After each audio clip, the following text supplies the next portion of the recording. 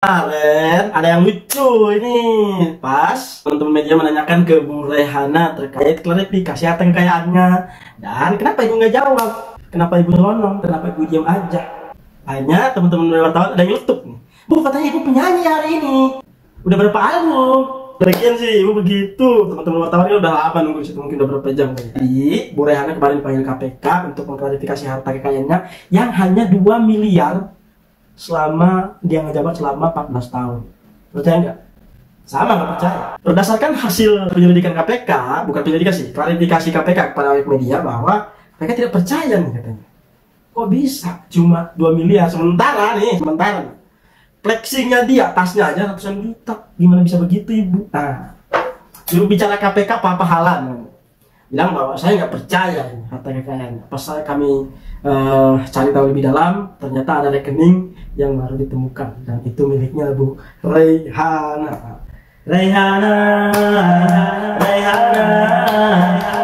Gitu ya, saya ingat lagu itu aja kalau ingat ibunya.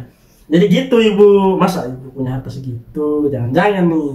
Dan katanya sih itu Ibu Rehana nggak tahu, pokoknya saya punya 2 miliar aja. Udah, itu kan yang ngurusin staf, Masa ibu nggak pernah nanyain sih Bu, harta ibu berapa gitu? Ibu berita semua uangnya dari mana, ya kan? Enak banget nih stafnya kalau mau ngambil uang ibu. Aduh. Jadi memang gini teman-teman netizen ini, saya mau ngobrol santai aja sih.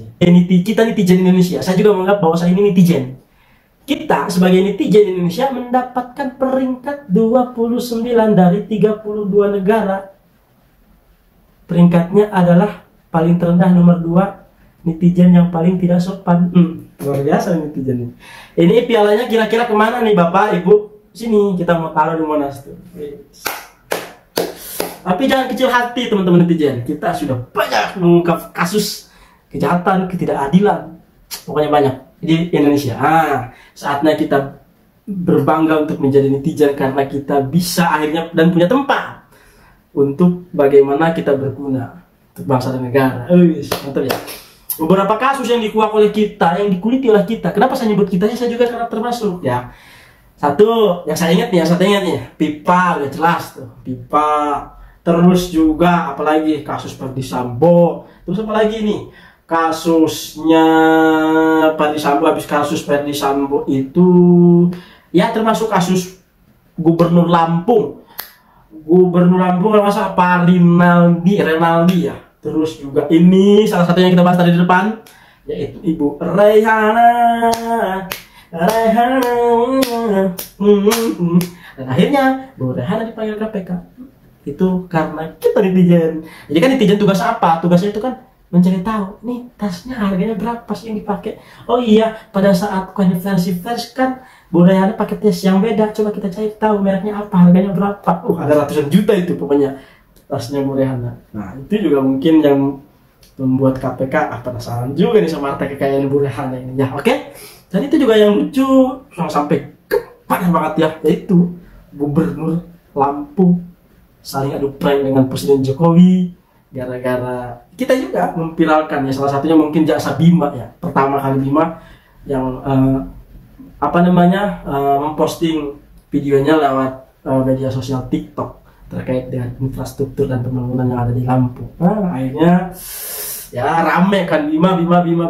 Presiden Jokowi nyampe ke Lampung untuk mengadakan kunjungan dan melihat fakta yang sebenarnya. Ternyata yes, benar ada. Nah, kita netizen Indonesia jangan berkecil hati. Kalau teman-teman punya darah untuk untuk berguna bagi bangsa dan negara, inilah saatnya netizen Indonesia beraksi. Nah, bahkan kasus-kasus yang lain juga sebenarnya banyak banget yang udah dikuliti netizen ini sebenarnya mah. Cuma saya nggak bisa nyebutin satu persatu, lupa gitu ya.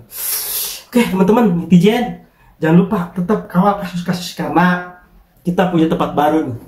Karena kan yang kita tahu nih, yang saya tahu juga bahwa ketika kita punya kasus atau kita melaporkan satu perkara ke pihak yang berwajib atau kepada polisian setempat, biasanya itu lamban di tangannya. Ini mohon maaf, ini fakta ya. Ya akhirnya netizen Indonesia merdeka, punya tempat baru untuk menunjukkan, untuk mendukung orang-orang yang tidak diberikan keadilan atas kasusnya. Pokoknya segala macam kasus kita bongkar, kita kulitin ya teman-teman. Tapi dengan satu catatan, tetap harus memperhatikan bahwa ketika kita memviralkan itu harus terbebas dari ketentuan dan pasal-pasal undang-undang ITE. Itu jangan itu ya, jangan sampai ya. Bergesekan boleh, tapi yang penting harus menang.